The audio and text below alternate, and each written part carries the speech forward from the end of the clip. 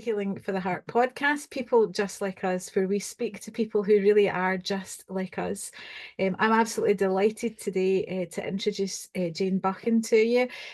I've only recently met Jane through a business networking group, which I'm sure she'll talk about as we get into this just now. So, Jane, why don't you introduce yourself? Tell us a wee bit about yourself and how you came to be on the podcast here. Yeah, so thanks, Shona, for having me on. So my name's, as you said, Jane Buchan, and I run an estate agency business under the Keller Williams banner. So we're independent business owners, but we use the kind of hub and the support and the technology of Keller Williams, which is a global estate agency brand across 50 odd countries. So we're really massively well connected, but we work at a really hyper local level.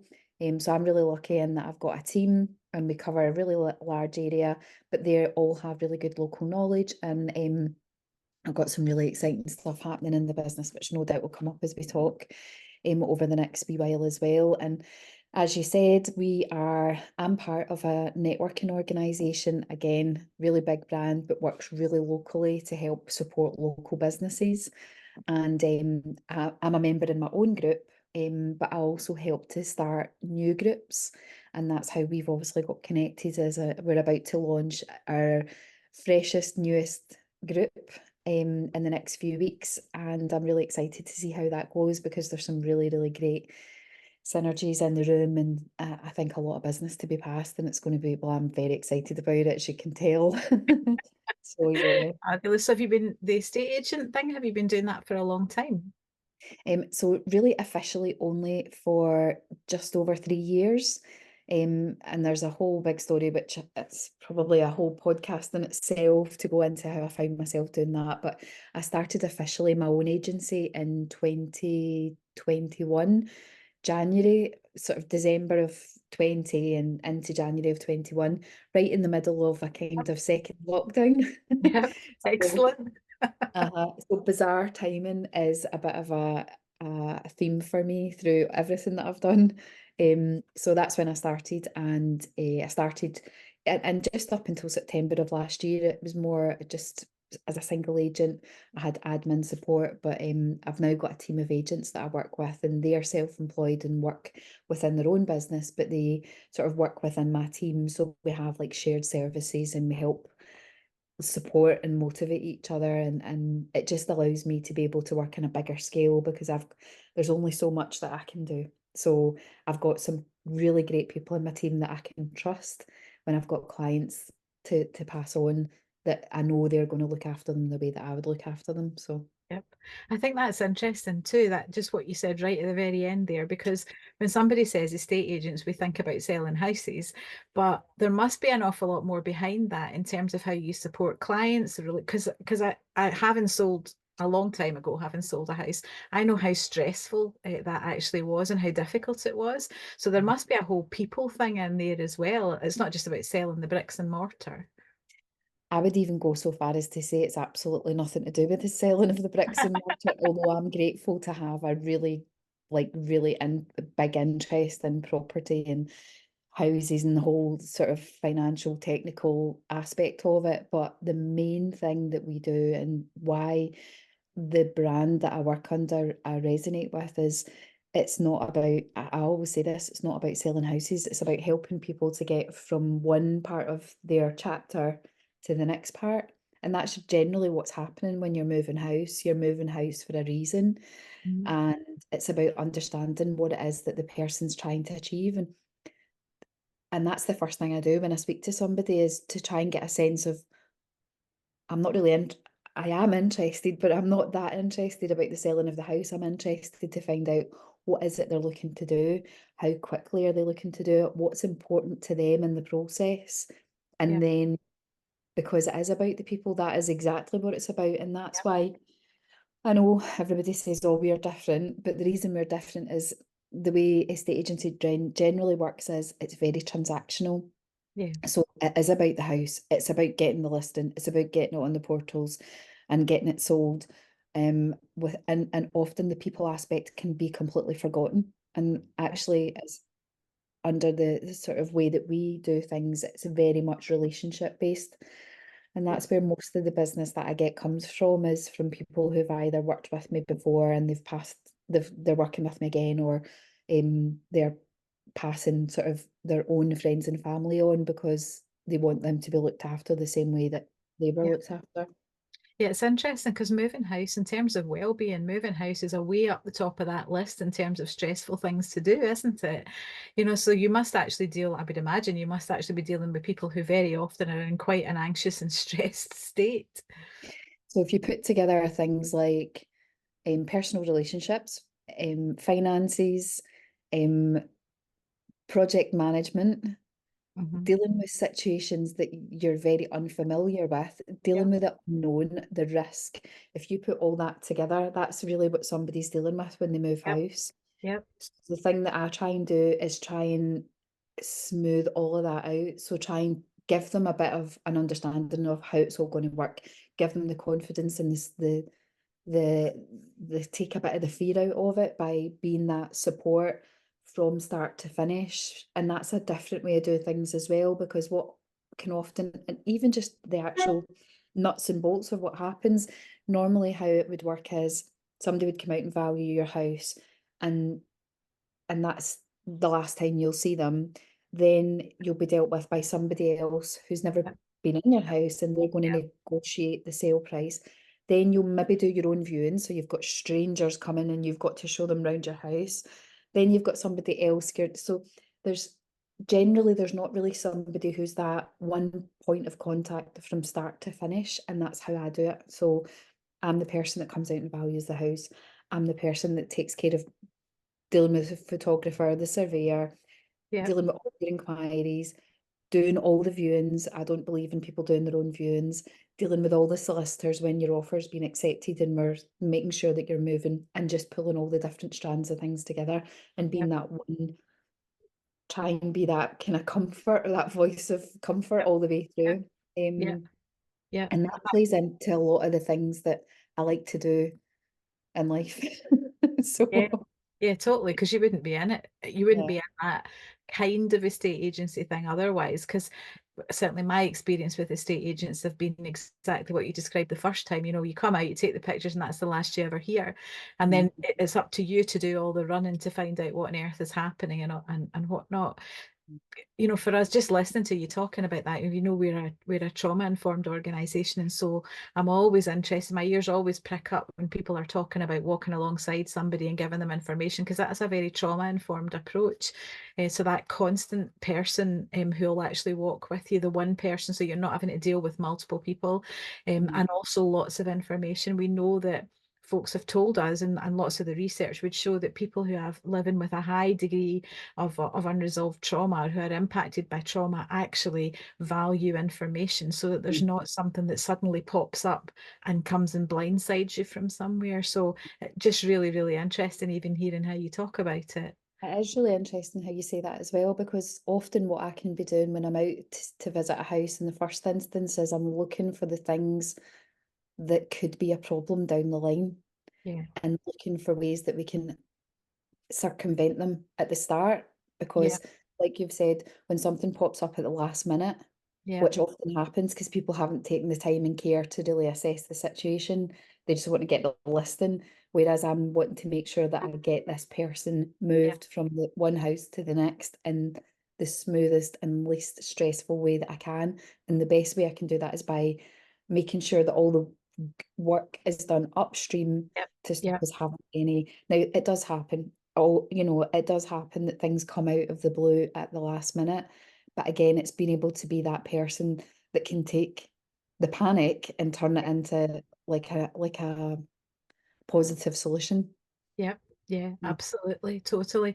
And I should actually just say at this point as well, if folks are listening to this, what we'll do, or what we'll try and do, is we'll put your contact details in the notes, wherever people are either watching or listening to this, so that if Mhm. folks are actually looking for somebody in terms of selling house, then they can get in touch with you and they'll know how Yeah. to do that. Or So even, I often say as well, even if you're in the process and you're feeling like, oh my God, this is, I'm because a lot of the time I can end up speaking to people who are already on the market, but they just aren't getting any sort of guidance or advice, or they're just not sure what to do. yeah. And often just giving a bit of practical Yeah.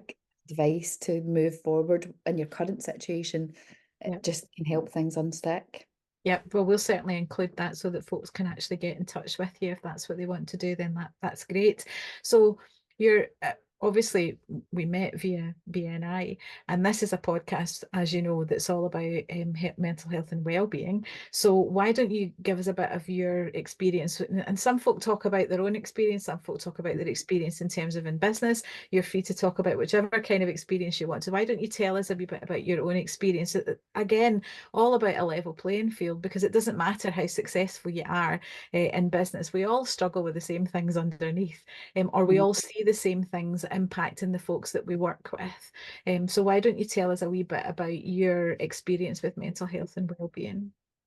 Yeah, so I think like you and we spoke previously, and I think like a lot of people can think, oh, it's all right for them. You Yeah, know, they're doing great, and social media can give a yeah, um very edited version of real life. And and that's understandable. And certainly because I'm in business, my social media does is very positive and upbeat, and very um the presentation that I want to give to the world of being successful, capable, organized, fun, exciting, pretty, with the filters and all the rest of it. And that's not really real life, because real life is real.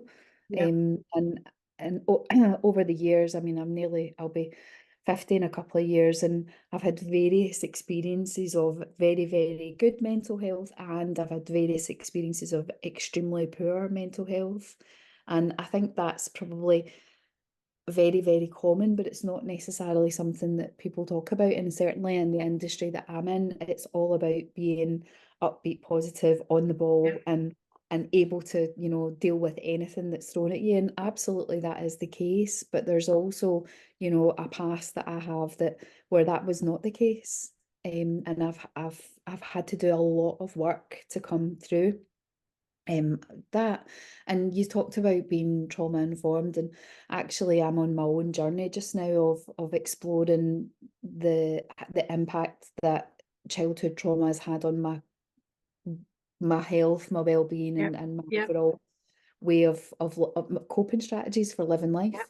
yeah, It's so interesting, and I'm dead grateful because I've been working with somebody actually quite intensively, and that's not something I would normally speak about, but I think it's so important. It's been such a great help to me over the last year or nearly 2 years, to seek out support and actually um prioritize that, yeah, because I think we can have really unhealthy coping strategies for dealing with life, and I've had that experience. So, you know, thinking back to sort of childhood and early adulthood and even into my early 30s, my coping strategies for dealing with all of the sort of ways that I grew up, and ultimately how I felt about myself, and how I felt about the world really. My coping strategies were alcohol and other substances, and medication. yeah, And that was my experience. So yeah, and in my early 30s, I kind of came to, I think, a point that lots of people come to, which is that jumping off point of, I'm either going to keep doing what I'm doing and getting the same results, which was not to go into too much detail, was not any way to be living life, yeah. or I can do something totally different. And I'm so glad that I explored a totally Wow. different thing. So I've actually just recently celebrated 16 years of sobriety. Wow. Um, and Um, that's lots of people say, oh, that's great, good for you. Actually, it was out of necessity. And I've done a lot of work over the years to maintain that. yeah. Um, Congratulations. That's no mean feat in terms of 16 years. That's amazing and takes a huge amount of resolve. I think you're bang on, and thanks for being so vulnerable, because not everybody would want to be. I think that coping strategies are a really interesting thing, particularly for folks in leadership positions or in business, because we all have coping strategies. It's just that some of us, we have coping strategies that society looks at that are more acceptable than others, and that perhaps don't do us physically as much harm as other things do. But I know so many people who are in leadership positions whose coping strategy is to work and work and work and work and work, or to be at the gym or at work, or at the gym or at Yeah. work. And actually that becomes now, that's not wrong in itself, but if it becomes something that actually stops you from dealing with whatever it is that drives you to that, then in actual Mhm. fact perhaps there is an issue in there somewhere. Yeah.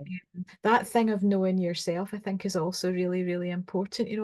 Been watching over the last wee while of, you see it in the media all the time of people who we thought were really good folks who suddenly do something that's like you're totally out of character, or we find that they've had a secret life somewhere doing something that they didn't really want anybody to know that they were doing. And the more I look at these folks, the more I think to myself, that's unresolved stuff. It's Yeah. stuff that you've not been prepared to look at, that you've managed to bury for such a long time, but with all of these whatever coping strategies you had, but then at some point in time, if you don't address it, it comes up to bite you, and you end up either hurting yourself or hurting Yeah. somebody else. And what I've experienced is you th it's layers of the onion. You think That's you've right. dealt with something and you've put it in the box, and you're Totally. like, you've put it in the box of I've Yep. dealt with that, and that's done and dusted. And it's actually been a slow process Right. recently of um, going round the houses and looking at all the different things and actually coming back to the thing that's in the box that you think you've already dealt with and being a bit open-minded. So, some of my childhood experiences were growing up in a violent, very chaotic household with lots of alcoholism in both my close family and my extended family, and all of the things that come along with that. And then only had my mum, and then losing my mum at a very young age, Yep. being sort of put into a parent role from a young age, and lots of different things. And really honestly thinking, I've dealt with that Yep. because to an extent, I had, because Absolutely. I had, really done a lot of work on myself. I had learned a lot of ways to deal with life in life's terms through meditation and through exercise and self-care and self-awareness, but really not allowing myself the compassion to still not allowing myself to have that compassion for that little girl that experienced all those really traumatic things, That's and right. still giving myself a hard time in my adult life for not being able to cope with certain situations as a result of how I was brought up. And That's it's been a real revelation to me through working with a therapist in recent years, who's fantastic, who's very gently took me to the point of being able to see that actually there's still work to be done there, and that's okay. Yep. And I think if we were really honest, there's always work to be done. I think we're all works in progress. And I Mm. think the layers of an onion thing is very often how I would describe it as well. And my journey as well, I would say that too, that every time I think, right, I'm there's another layer that Yeah, something comes up. But there's real kindness or grace in that for us as well, isn't there? Because if suddenly we had to deal with it all just at the one time, it would be completely overwhelming. And if it was all removed, we would have no idea who we were, because in actual fact, we've lived mm, orientating ourselves round about this for such a long yeah, time that we've mhm, got to gradually undo the ways that we've learned to be in the yeah. midst of all of that as well.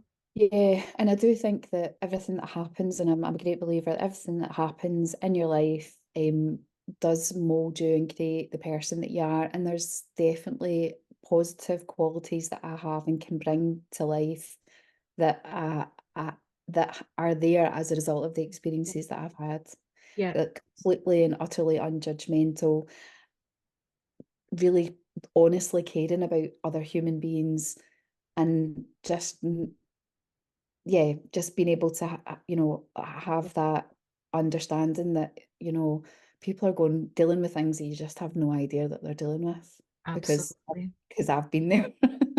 It's like sometimes I've said to folks that in my life I would talk about the places that felt at the time like they were the deepest pits that I struggled to Mhm. get out of actually become the deepest wells that you can actually draw water from for other people.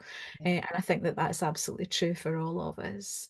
Mhm. There's a saying, and I'm part of a few different things that help just help with dealing with life, and one of the things that we say is that, how dark it is before the dawn, and that's been so true. Some of the most terrible, like you just said, the most terrible experiences that you think you can never come back from actually were the totally transformative things that completely changed the trajectory of my life anyway. Yeah. Yeah. Yeah. Yep. And I think worth just pausing on that and noting that for folks listening to this, there'll be some people that will really speak to because Mhm. actually that's the place that they're in just now. Mhm. And it's that hope and encouragement that we would want to give them from well, both your life and my life, that in Mhm. actual fact things can move forward and it can actually get better. Yeah. And if I think back to, there's been several instances in my life where I thought, I cannot walk another step. There is nothing in me that I cannot possibly move forward from this point. And if I think back to then the amazing things that have happened in my life since those times, I Yeah. think, well, thank God I'm still here. Thank God I was able to, like, move on, find that tiny little bit of hope to, to just keep putting one foot in front of the other. I thought my life was over at the age of 32. I thought that's it. That's Yeah. my life is done now. And since then, I've become a mother. I've got two kids. I've had a beautiful relationship. I've I've met so many amazing people that are on a similar path to me, Yeah. and none of that would have happened, if these Yeah. things didn't Yeah. come about. And you've got a really successful business. Hmm. Yeah, Hmm. into the into the bargain as well. Let's not forget about that I too. know, and I can completely, like, lots of people I'm sure can totally minimize that and think, yeah, but it could be better, and I could be doing so much more, and I could do this, and I could do that, and actually, yeah, I'm Yeah, doing really well, and I love what I do. I yeah, love it. which is fabulous. And it sounds as if, in when you're talking about sobriety for 16 years, the you of 16 years ago. Well, I don't know. Maybe that is a question to ask you. What would you say to the you of 17 years ago now? What would you say to her now? Oh, oh.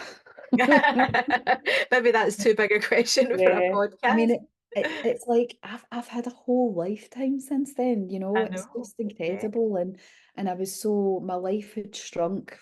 The reality is my life had shrunk. I wasn't able to work. I wasn't, like, work is a big thing for me. I'm very work oriented, and I was at a point where I wasn't able to work. I was in a good job, but I wasn't able to function. My life had shrunk to um myself and the guy I was with at the time. We hardly went out the house. We couldn't really deal with friends or family or anything really. Um, and I thought, this is it. My house was being repossessed at the time. It didn't happen, but that's what was on the cards. Everything had been sold. There was no money. There was tens of thousands of pounds worth of debt. There was just, my life was a mess. yeah, And I just could see no way out. yeah, And it was that rock bottom that people yeah. talk about. Yep. And I'm guessing that person of 17, 16, 17 years ago looking now would just not believe that you were where you're at now, which is amazing. I mean, I was medicated every day. I couldn't look you in the eye. I couldn't have a conversation. I couldn't really communicate very well. I certainly could never stand in front of people and speak or public speak. I found it very difficult to have any kind of relationship. And just, I would have said I was probably socially phobic, which is bizarre because yeah, just Yeah. thinking of how I love my life now, and like I've got Totally. such a huge network of friends and Yeah. just business contacts, and it's a great joy that I have in life, is that I've got such wonderful people in my life, and Yeah. just and that story and how you tell it, and how you embody it, actually, it will bring so much hope to folks who are listening to this or who are watching this, Mhm. because we know that there are lots of folks in the community that we have, in the network that we have, who watch and listen to our podcast, dreaming that one day, just one day, they might get out of where they are just now. And in actual fact, your story is inspirational for them. I remember looking outside. I wasn't able to work, and I remember looking out my window at people just like going about their business and going about their daily life and thinking, how can they do that? Yeah, I just yeah, don't understand how anybody, how can you just get up and get ready and go out and go to work yeah. and function? So That's, if somebody was listening to this just now and really resonating with that, what Mhm. would you say to them just now is the first step? What should they do as just as the very first step? If you know anybody at all who, I would say reach out. I know that's probably the hardest thing to do, but that's what happened for me. It was actually reaching out to somebody who was an example of having had the life or experience that I'd had, and I could see that they seemed to be doing okay. They Yeah, were like me. They'd had similar experiences to me, but there was something that they were doing that seemed to be working for them, and I asked for their help and yeah, guidance, and they pointed me in the right direction. yeah, Um, it's one thing that's really helped me massively at all times is exercise. Like I would even just going out and going for a walk, getting yeah, some fresh air. It sounds like the most basic thing in the world, but I cannot you cannot underestimate the power of physical movement to actually lift your mood, lift your spirit. And it's not about losing weight. It's about, like, I've went through periods of being quite active, very fit, but it's not for how I look, it's for how I think. yeah. Yeah, Mhm. totally. And I would just add on the back of that, if folks are listening or watching this and thinking, I don't have anybody to reach out to, then they can reach out to us. They can certainly reach out to Healing for Absolutely. Heart, reach out in one of our community development team or at one of our outreach folks. We'll be happy to get in touch with folks, even just to give, even just for a phone conversation, that Mhm. very first step to reach out to somebody to say, I'm not okay. Can you help me? Uh, Mhm. we might not be the place to help, but we can certainly help somebody to find the place that is the place for help. It's absolutely fascinating and totally inspirational. Jane, I'm so glad that you agreed to come on and have the conversation. We always ask our podcast guests the same question at the end of a podcast, so you'll be pleased that we're landing the end is in sight, finish line's coming. Um, and it's that question about, if you had a magic wand that you could wave, that you could change one thing in our society or in our culture that would massively impact mental health and well-being, what is it you would change? Gosh, that's a really good question, one I wish I'd prepared an answer for. I I think just, maybe just that little bit of, like, a little bit more honesty Mm, and like, authenticity, because, yeah, like I was saying, social media, the impression that people give, and yeah, actually, eh eh and thinking it's a weakness to talk about these things, and actually it's a real strength. It's yeah, actually, like, real strength to be able to say and open up and be truthful and honest about yeah, and be vulnerable and authentic about who you are. yeah, Um, and you've no idea, like, I don't think we've any idea how even just a little bit of kindness can help somebody else. yeah. Yeah, Mhm. absolutely fabulous. I think there's such a lot of truth in that, isn't there? I know I was on the train on Friday night on my way home scrolling through LinkedIn and just thought to myself, I really shouldn't be doing this just now. And I stuck a post up to that effect. It's like, this is not the best place for me to be on a Friday night, because it just looks like everybody else has been high-fiving and having huge successes all week. And I'm reflecting on my week thinking there's not really been very many high fives, and the successes have been limited, if even there at all. Mm, And it is is, it's all airbrushed on social media, isn't it? But there is such strength. You're totally right. There's such strength in the authenticity and actually being able to say, this is how Mhm. it's been for me, and actually it can change for you too. Yep. Yeah. Thank you so much for coming on and for sharing with us today. It really is a huge pleasure to have you. And I'm sure what you've said today will have a massive impact on the people listening or watching. If people want to get in touch with you in terms of your business, then we'll put that in the show notes or in the details. And if folks want to get in touch with us, then those details are there as well. Thank you for coming on, and thanks to everybody for listening to this or watching this, wherever you've been joining us from today. And all that remains to be said is the same as we say every time. If you're watching and thinking, actually, I could do that too, and I'd really like a spot on the podcast, then get in touch with us. You don't have to own your own business. You don't have to be a celebrity. You actually just have to be somebody that passionately cares about other people and has a story to tell in terms of mental health and well-being. And we would love to welcome you on.